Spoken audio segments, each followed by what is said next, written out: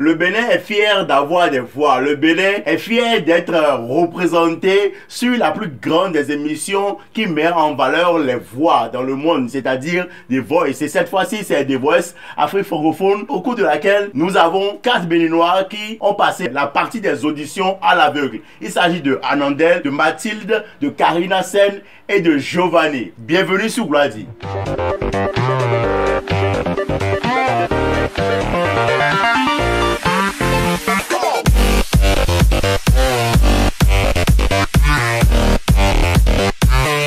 Vous allez vous dire, mais pourquoi il fait Gladi dessus? On le sait polémique, on le sait acerbe vis-à-vis de certaines choses, mais ça c'est une bonne nouvelle, oui. Certes, c'est une bonne nouvelle. On a Anandel, on a Mathilde, on a Karina Sen, on a Giovanni. Vous allez me dire, pour ceux qui nous suivent d'ailleurs, bien sûr, et peut-être pour ceux qui ne sont pas habitués au showbiz béninois, vous allez me dire, mais pourquoi est-ce que tu en parles? Vu que tu fais partie de ce milieu, tu devrais déjà les connaître puisque ce sont des talents. Oui, et je vous répondrai, je ne les connais pas.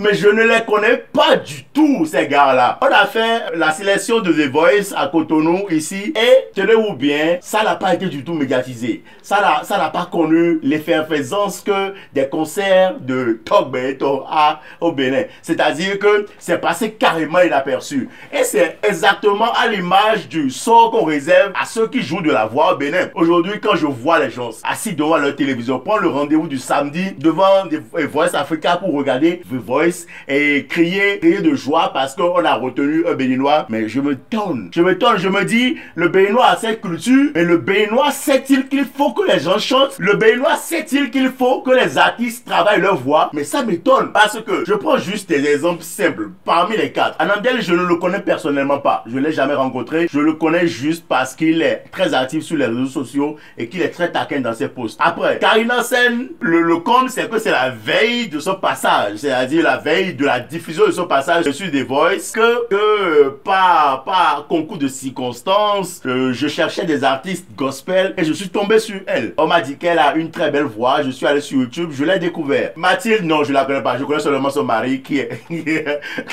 par la même occasion, qui est très fort aussi, mais qui n'est pas un chanteur, c'est un slammer, c'est un gars qui parle beaucoup. Bon, c'est mon gars. Après, il y a Giovanni. Giovanni, oui, lui je le connais parce qu'il a un bon passé en tant que rappeur. Il a été une des stars, un des précurseurs en fait du hip-hop au Bénin. Après, il a disparu un peu pour aller se cacher où on sait. C'est pour vous dire quoi? C'est pour vous dire que au Bénin, nous ne valorisons pas du tout la voix. Nous ne valorisons pas cet instrument qui est la voix et qui permet de faire des chanteurs.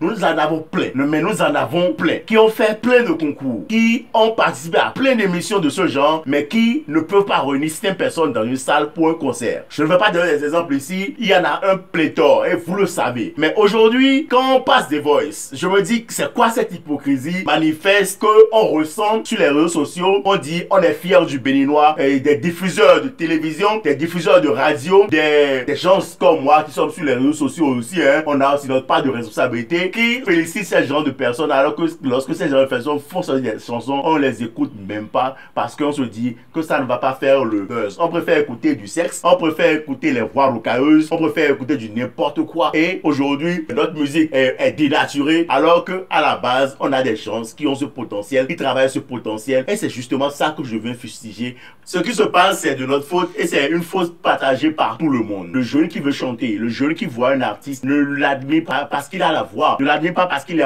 emporté par le message. Il veut chanter parce qu'il trouve accessible ce que tout le monde dit. Je vais te baiser, je vais te coller la tête contre le mur et on porte un masque, on crie et on se dit que certaines choses vont se passer, nous et puis on passe partout pour pouvoir attirer le regard sur soi. Alors qu'il y a une masse de personnes qui au jour le jour travaillent leur voix. J'ai eu la chance de rencontrer certaines personnes qui n'ont pas été sélectionnées pour cette édition de The Voice, mais qui ont fait une très belle performance. Je pense à Khaled Kelani, très belle voix, très bonne présence vocale, mais celui-là il chante au Bénin depuis des années. Mais seulement ceux qui vont dans les cabarets le connaissent. Un gars comme Giovanni, Dr. Love, Shining, qui chante depuis des années. Il ne peut pas faire 2 personnes dans une salle de spectacle. Voyez-vous ça? Voyez-vous l'impact en fait de ce qu'on est en train de faire? faire au Bénin. Alors que quand je vois même parmi les coachs de The Voice, je vais faire une petite pique. Mais sérieusement, le gars Hiro, il fait quoi? Hiro, tu l'as découvert quand je vais mettre un Hiro, un Dr Love devant, je vais me dire, c'est peut-être presque la même génération. Un Dr Love bien plébiscité serait un Hiro d'aujourd'hui. Et c'est lui qui est coach aujourd'hui. Voyez-vous ce qu'on fait de nos artistes? Voyez-vous ce qu'on fait de nos talents qui utilisent leur voix? En passant, je vais terminer par un big up à celle qui a bien représenté le Bénin. C'est Maz. Maz, ça va? Ça va être compliqué parce que j'écoute